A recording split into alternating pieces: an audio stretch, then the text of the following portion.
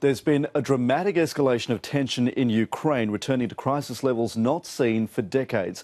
At the centre of the tug-of-war between Russia and the West is the strategically important Crimean Peninsula in Ukraine's southeast, where people are mostly ethnically Russian.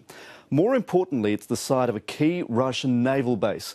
Moscow's parliament has just sent 6,000 troops to Crimea and has now approved sending even more of its forces into the rest of Ukraine. In response, Kiev's interim government has put its armed forces on full combat alert and warned Russia that any military intervention could lead to war. The ABC's correspondent Mary Guerin has this report. As Russia executed a de facto military takeover of Crimea, the newly installed government in Kiev was powerless to act. Russian troops have come to join the armed men who'd effectively seized local parliament, welcomed by the pro-Russian politician who took control of the regional government on Thursday. I have decided to temporarily take command of all national forces. All commanders should take orders from me only. I call upon Russia's President Vladimir Putin to offer assistance in providing peace and order. These riot police, sacked by the fledgling Ukrainian government, are showing their loyalty to deposed President Viktor Yanukovych, laying flowers at police headquarters in Crimea.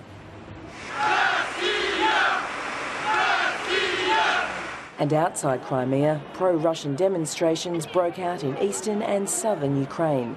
Protesters loyal to the Kiev government were forcibly ejected from local administration buildings. As protesters called for closer ties with Moscow, they raised Russian colours, tearing down the flag of the European Union. Earlier, President Vladimir Putin raised the stakes in this conflict.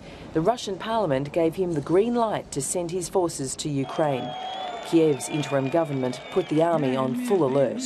We are convinced that Russia will not carry out a military intervention on Ukrainian territory, because this will be the beginning of war and the end of any relationships between Ukraine and Russia.